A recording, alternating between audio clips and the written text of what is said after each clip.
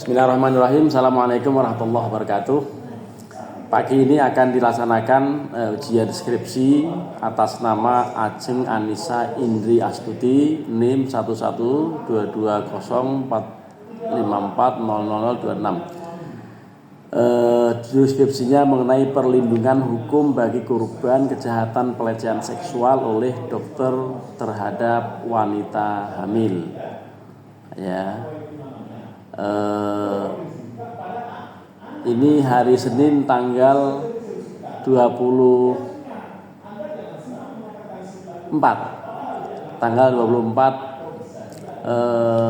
November tahun 2025.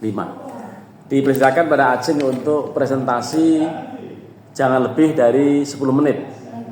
Ya. Ini saya rekam, nanti akan saya viralkan. Ya, buat kenang-kenangan kamu. Saya ngeliatin di sana, karena di sana berisik, kelihatan ada ini. Ya, silakan, mulai. Assalamualaikum warahmatullahi wabarakatuh. Assalamualaikum.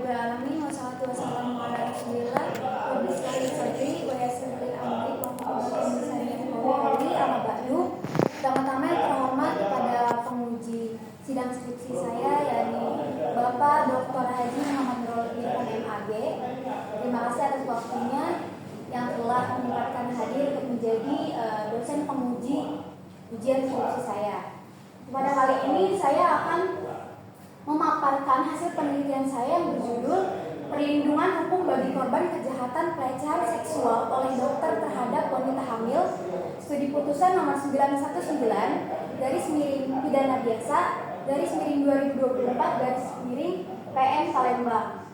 Sebelumnya izinkan saya memperkenalkan diri saya. Nama saya Ajeng Anissa Indri Astuti dengan NIM 1120404000026, program studi Hukum Pidana Islam semester 7.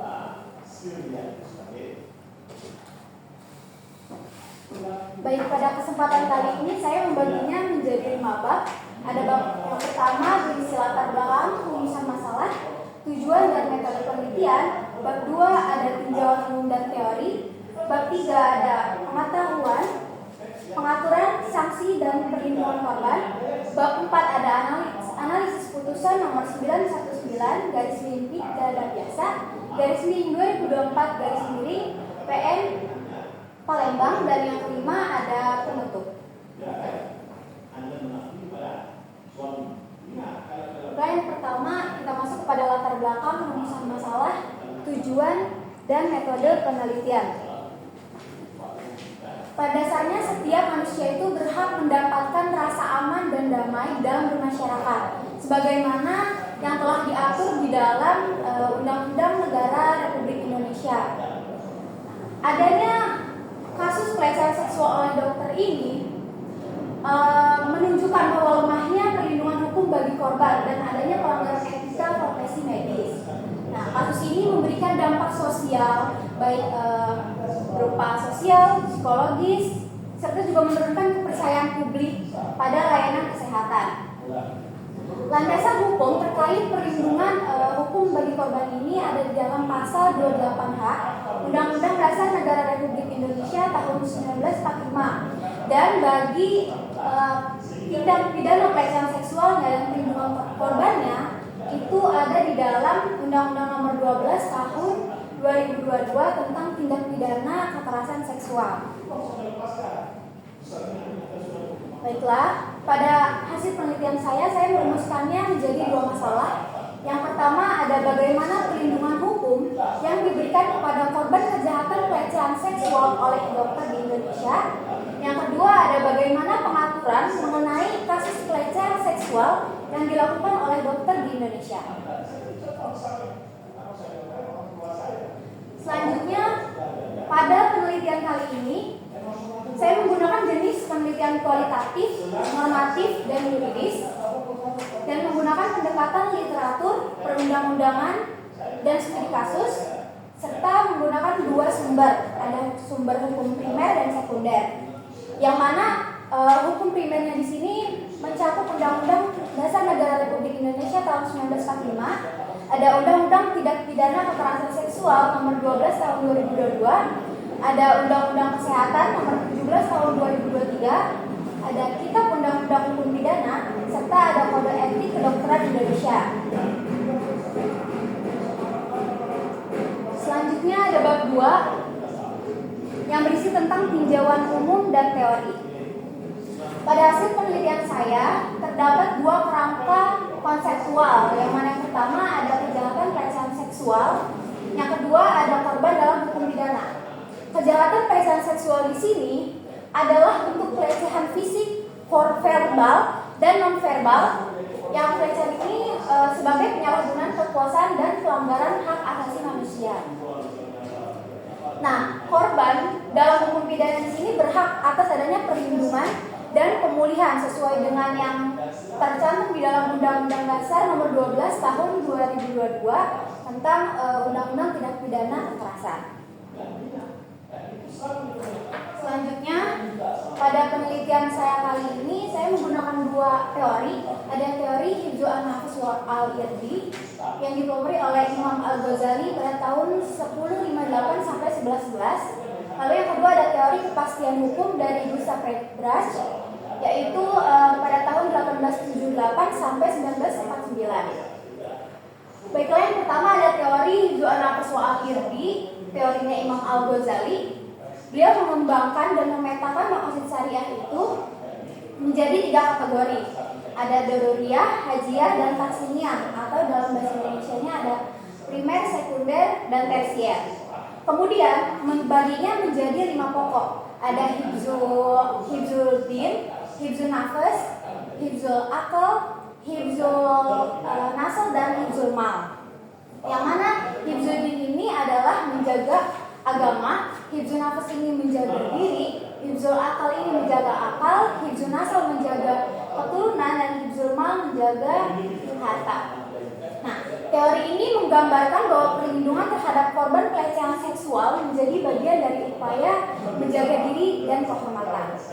Selanjutnya ada teori kepastian hukum yang dipelopori oleh Gustav Freybrach. Beliau menuliskan bahwa di dalam hukum itu terdapat 3 nilai dasar, yaitu keadilan, kemanfaatan, dan kepastian hukum. Nah, kepastian hukum ini dilakukan dengan melalui koordinasi aparat penegak hukum dan lembaga profesi, serta menjaga etika integrasi profesi medis demi kepercayaan publik. Selanjutnya ada bab 3 yang berisi pengaturan, sanksi, dan perlindungan hukum korban. Di sini saya membaginya menjadi 2, ada hukum pidana Indonesia dan hukum pidana Islam. Baiklah, yang pertama pengaturan dan sanksi pelaku pelecehan seksual menurut hukum pidana Indonesia, yakni telah tercantum di dalam pasal 6 huruf B Undang-Undang Nomor 12 Tahun 2022 yang berbunyi bahwa setiap orang yang melakukan perbuatan seksual fisik yang dituju kepada tubuh, nuansa seksual, dan atau organ reproduksi dengan maksud menempatkan seseorang di bawah kekuasaannya secara melawan hukum dipidana dengan pidana penjara maksimal 12 tahun dan atau denda maksimal 300 juta. Dan pasal 6 huruf C-nya itu tidak jauh berbeda dengan pasal 6 huruf B-nya, tetapi pasal 6 huruf C-nya ini lebih ke barang siapa, setiap orang yang menyalahgunakan kedudukan, wewenang kepada seseorang untuk dilakukannya pelecehan seksual, maka pasal ini yang berlaku. Selanjutnya juga ada pasal 289 KUHP yang mana menjatuhkan sanksi pidana kepada pelaku kekerasan seksual, yaitu maksimal 9 tahun penjara. Ada juga di pasal 298 KUHP itu tentang pemberatan pidana terhadap instansi seperti kedokteran, kesehatan, dan lain sebagainya. Lalu menurut hukum pidana Islam, pengaturan dan sanksi pelaku pelecehan seksual ini dapat dikenai sanksi hudud jika memenuhi syarat-syarat terjadinya Tetapi bisa juga dijatuhi hukuman ta'zir jika belum sampai titiknya zina.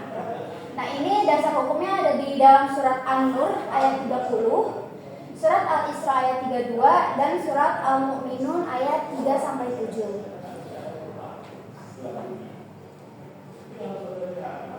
Selanjutnya ada perlindungan hukum korban. Perlindungan hukum korban di sini telah dijelaskan pada pasal 28H Undang-Undang Dasar Negara Republik Indonesia yang menegaskan hak asasi manusia dalam bidang kesejahteraan, hak milik, perlakuan yang adil, jaminan sosial, dan partisipasi dalam membangun bangsa serta negara.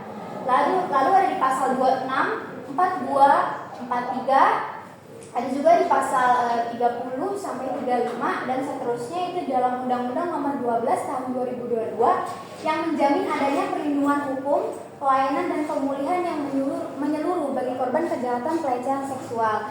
Selain itu juga ada di Undang-Undang Kesehatan yang mana menegaskan hak setiap orang untuk mendapatkan perlindungan dari kekerasan seksual melalui pelayanan kesehatan yang aman dan pemulihan yang layak. Selanjutnya ada bab 4 yang berisi tentang hasil analisis peneliti mengenai putusan nomor 919/pidana biasa/2024/PN Palembang. Baiklah, peneliti akan membacakan kronologi singkatnya. Jadi kasus pelecehan seksual ini terjadi di Rumah Sakit Bunda Medika Jakabaring Palembang pada tanggal 20 Desember 2023. Nah, korban di sini bernama Tria Adelia Fatmawati yang kebetulan beliau sedang hamil 4 bulan, mendampingi suaminya yang sedang perawatan akibat kecelakaan kerja. Nah, saat proses pemindahan suaminya dari ruang inap 2 ke ruang VIP. Nah, dokter kemudian menyuntikkan cairan yang pada saat itu dokter berkata atau terdakwa berkata bahwasannya cairan itu adalah cairan vitamin yang bagus juga untuk si korban. Ternyata cairan itu adalah obat bius. Nah, dalam kondisi tersebut ketika korban disuntikan obat bius tersebut, korban merasa tidak sadarkan diri dan korban mengalami pelecehan seksual berupa perabaan dan tindakan tidak senonoh lainnya.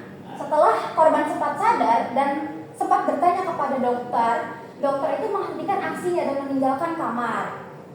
Nah, kasus ini juga terbukti karena adanya hasil visum dan adanya rekaman CCTV yang menunjukkan kondisi korban setelah kejadian dan dengan berjalan sempoyongan. Selanjutnya ada analisis pertimbangan dan amar putusan nomor 919/Pidana Biasa/2024/Pengadilan Negeri Palembang. Pertimbangan hakim mempertimbangkannya pada pasal 6 huruf B dan adanya surat pernyataan pencabutan polisi dan juga adanya pasal 19.1 Peraturan Mahkamah Agung Republik Indonesia tentang pedoman mengadili perkara pidana berdasarkan keadilan restoratif. Nah, amar putusannya, hakim menjatuhkan pidana percobaan selama 5 bulan sesuai dengan pasal 14A ayat 1 KUHP. Dikarenakan korban dan terdakwa ini telah melakukan perdamaian. Bahkan si korban ini meminta kepada majelis hakim untuk tidak memberikan sanksi pidana kepada terdakwa, tapi majelis hakim menjatuhkan putusan pada pasal sesuai pasal 14A ayat 1, yaitu pidana percobaan selama 5 bulan dan membayar biaya perkara sebesar 5.000.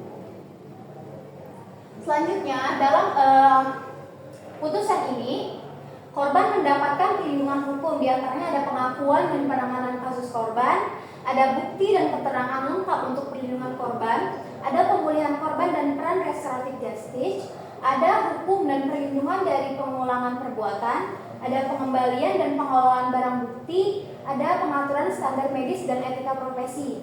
Nah, korban mendapatkan perlindungan hukum yang menyeluruh mulai dari pengakuan hukum atas kejahatan yang dialaminya, bukti pendukung yang lengkap, penerapan prinsip restoratif justice, dan lain sebagainya. Selanjutnya bab 5 yang berisi penutup. Baiklah, kesimpulan pada hasil penelitian saya kali ini, perlindungan hukum bagi korban kejahatan pelecehan seksual ini telah diatur di dalam Undang-Undang Tindak Pidana Kekerasan Seksual dan dalam putusan nomor 919/Pidana Biasa/2024/PN Palembang, hakim menerapkan Undang-Undang Tindak Pidana Kekerasan Seksual secara proporsional dengan mempertimbangkan posisi pelaku sebagai tenaga medis yang memiliki relasi kuasa terhadap korban. Saksi dijatuhkan tidak hanya sebagai hukuman, tetapi juga sebagai upaya pencegahan penyalahgunaan profesi kedokteran di masa depan. Baiklah, mungkin itu saja pemaparan hasil penelitian skripsi saya. Kurang dan lebihnya mohon dimaafkan. Assalamualaikum warahmatullahi wabarakatuh. Waalaikumsalam warahmatullahi wabarakatuh. Baik, Anda boleh duduk.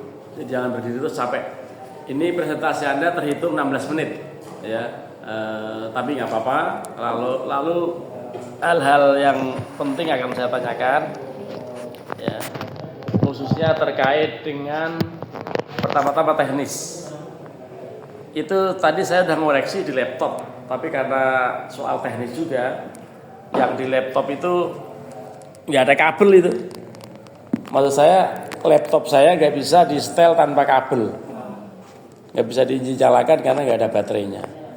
Sehingga saya nanti akan berikan yang sudah saya koreksi, saya WA gitu ya, saya kirim ke WA.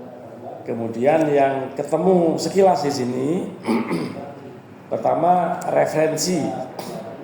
Ini kan Anda menjadikan Al-Quran dan terjemahnya menjadi sumber kan? Iya, Pak. Tambahkan Quran dan terjemahnya di referensi.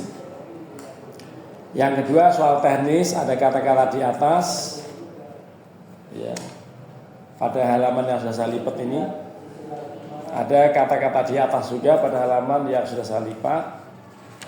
Ada 3, ada huruf, ada kata Islam yang ininya masih kecil, tolong dibesarkan. Itu saja yang ketemu di sini teknisnya. Yang lain-lain sudah saya koreksi di laptop, nanti saya kirim. Ya, ini perbaiki hal-hal yang sifatnya teknis. Lalu yang substantif, ini dalam analisis Anda ini tentu tidak lepas dari hukum pidana Islam kan? Karena memang ada jurusannya pidana Islam. Kalau menurut hukum pidana Islam, pelecehan seksual ini masuk dalam wilayah jarimah apa? Jarimah zina, Pak. Tapi yang mendekatinya belum masuk ke zina. Jarimah mendekati zina. Ada ayat yang terkait dengan itu sebagai unsur formilnya. Anda baca silakan. Ada, Pak. Yang memiliki unsur zina itu ada di dalam surat An-Nur ayat 2. Bismillahirrahmanirrahim. Az-zaniyatu waz-zani fajlidu kulla wahidin minhuma mi'ata jaldah wa la ta'khudhukum fi dinillahi fala ta'khudhukum bihima. Fala ta'khudhukum bihima fi dinillahi in kuntum tu'minuna billahi wal yawmil akhir wal yashhad 'adabahuma ta'ifatum minal mu'minin. Ya, itu tolong dihafalkan benar-benar ya, ayat itu, karena memang menjadi pokok kajian skripsi Anda. Yang kedua, apa yang dilakukan terdakwa ini apakah sudah masuk pada zina atau sekedar kurbu zina? Kurbu zina, Pak. Yang diceritakan belum detail tadi, yang ditertulis gitu ya. Iya, Pak. Itu bagaimana kronologinya, bagaimana itu? Kronologinya jadi si dokter ini tuh termasuk dokter antropeda dan traumatologi yang menangani suami si korban. Jadi di sini yang dirawat itu adalah suami korban yang sempat kecelakaan akibat kerja, Pak. Nah, pada waktu itu si korban ini suami korban ini disuntik cairan milos, Pak. Itu tuh cairan bius gitu. Sampai akhirnya si suami korban ini itu tidak sadarkan diri, Pak. Lalu terdakwa ini mengajak korban, menawarkan kepada korban kayak ini ada apa sisa cairan, apakah mau disuntikan? Ini cairannya tuh berupa vitamin, bagus juga untuk ibu hamil, katanya gitu. Lalu kan posisinya korban di sini tidak tahu tahu ya Pak mengenai cairan tersebut. Akhirnya korban pun menyetujui, lalu disuntikan. Nah, ketika disuntikan ternyata obat itu bukanlah vitamin, melainkan obat bius, yang mana setelah disuntikan korban itu mengalami pusing dan berat Pak kepalanya. Nah, ketika itulah terdakwa melakukan pelecehan seksual. Nah, terus tidak lama setelah itu korban sadarkan diri dan melihat si terdakwa ini mengeluarkan alat kelaminnya itu Pak. Gitu. Dan ketika ditanya, si korban langsung bertanya Pak, dokter mau ngapain? Setelah itu dokternya langsung merapikan bajunya, langsung keluar dari ruangan seperti itu Pak. Dan di situ sampai mengeluarkan alat kelamin. Iya, tapi belum sempat diapa-apain gitu. Cuman untungnya si korbannya ini udah keburu sadar. Tapi sebelum itu ada yang dilakukan? Ada yang dilakukan Pak. Itu akhirnya dihukum berapa tahun? Cuman 5 bulan penjara Pak. Jadi kok ringan banget ya, kenapa itu? Ada 12 tahun tadi. Dikarenakan si korban ini telah melakukan perdamaian Pak. Jadi adanya restoratif justice itu. Apa bentuknya perdamaian itu? Perdamaiannya kayak dari korban dan keluarganya ya telah memaafkan seperti itu Pak. Oh, jadi ada sesuatu yang diberikan, kompensasi apa gitu atau tidak? Enggak ada Pak. Kayak udah mereka memilih jalur damai. Tapi majelis hakim menjatuhkan pidana dari 5 bulan pidana percobaan sesuai yang pasal 14 ayat 1 KUHP. Ya, kok Anda tidak curiga ya terhadap kasus ini sedemikian parah itu upaya pelecehan seksual itu, tetapi kok bisa damai? Nah itu yang saya pertanyakan Pak. Jadi setelah saya baca-baca dan saya analisis, ya udah nggak mau ribet gitu Pak, korban dan keluarganya. Jadi ya udah memaafkan aja. Misalkan kalau secara saya pribadi mungkin nggak akan terima ya Pak. Iya, makanya itu kan sampai mengeluarkan alat kelamin, tentunya mau disetubui itu. Iya Pak. Ya seandainya dia nggak sadar terus bisa terjadi itu. Iya Pak. Ya, untungnya langsung habis obat biusnya, langsung dia sadar, lalu menegur dengan keras, tentunya marah kan? Iya Pak. Marah apa seneng? Marah ya. Kayak begitu kok bisa damai? Mungkin nggak mau lama-lama kali Pak, kayak ke jalur hukumnya. Iya, bagaimanapun saya sebagai suami kalau begitu juga marah kalau begitu. Kan penipuan itu. Ada unsur penipuan kan? Iya Pak. Menyebutkan sebagai vitamin yang bagus untuk ibu hamil, ternyata obat bius. Iya. Itu di skripsi ini tidak disebutkan ya? Iya Pak. Ya, disebutkan kecurigaan Anda. Tidak saya Ya. sebutkan Pak. Nah, sebaiknya disebutkan tuh. Iya Pak. Apa bagian nggak usah di bagian kesimpulan, tapi paling tidak di akhir bab 4. Iya Pak. Ya. Kecurigaan mengenai sedemikian rupa, sedemikian dahsyat perlakuan ini, tetapi kok ada perdamaian. Jadi maksud saya, apakah ada kompensasi misalnya transfer apa-apa begitu? Iya Pak. Ya, kalau biasanya begitu upaya yang dilakukan. Nah itu penelitian ini tidak sampai sejauh itu ya. Iya Pak. Ya, untuk hanya kecurigaan, tapi kecurigaan itu penting. Ya, menunjukkan bahwa Anda memang serius memperhatikan ini dan serius terhadap nasib perempuan yang rentan terhadap pelecehan seksual, kan gitu. Dia anak pertama tentunya yang dikandung itu. Iya Pak. Ya, jadi kira-kira apa yang membuat dokter itu kok seteganya seperti itu? Kira-kira apa? Kalau nafsunya Pak. Melihat padahal hamil. Iya 4 bulan tapi masih. Iya. Apa biasanya bentuk fisik wanita sedang hamil itu yang terjadi? Kok ya tega gitu? Mungkin emang nggak tahu ya Pak. Nah, jadi Anda anak keberapa? Pertama Pak. Oh, anak pertama ya. Baik, jadi kalau adik-adik berapa semuanya? Adik ada 1, jadi 2 bersaudara. Anda kan di HPI kan ya? Iya Pak. Di HPI yang siapa namanya? Ajeng siapa tadi? Ajeng Anissa. Ya, di HPI yang tentu ini menjadi karya yang tidak terlupakan oleh Anda dan karena harus dikuasai betul, termasuk ayatnya tadi. Ayat lain yang selain yang Anda baca tadi apa? Ada An-Nur ayat 30, terus juga ada Al-Isra ayat 32, serta ada Al-Mu'minun ayat 5-7. Coba yang di antara yang disebutkan itu dibaca. Ada surat An-Nur ayat 32, Bismillahirrahmanirrahim. Qul lil mu'minina yaghuddu min absarihim wa yahfazu furujahum dzalika azka lahum innallaha khabirum bima yasnaun. Yang lain lagi? Yang lain ada surat Al-Mu'minun ayat 5-7, Bismillahirrahmanirrahim. Alladzina hum li furujihim hafizun illa ala azwajihim aw ma malakat aymanuhum fa innahum ghairu malumin. Faman ibtagha wara'a dzalika fa ulaika humul aadun. Selain itu lagi? Dan itu ada surat, jadi surat Al-Isra tadi? Al-Isra ayat 32, Bismillahirrahmanirrahim. Wala taqrabuz zina innahu kana fahisyatan. Wala taqrabuz zina. Terus? Wala taqrabuz zina innahu kana fahisyatan wa sa'a sabila. Ya, apa artinya? Artinya janganlah kamu mendekati zina. Sesungguhnya zina itu adalah sesuatu yang keji dan jalan yang paling buruk kan? Iya Pak. Ya. Itu kenapa Allah berfirmannya itu wala taqrabuz zina bukan wala taznun.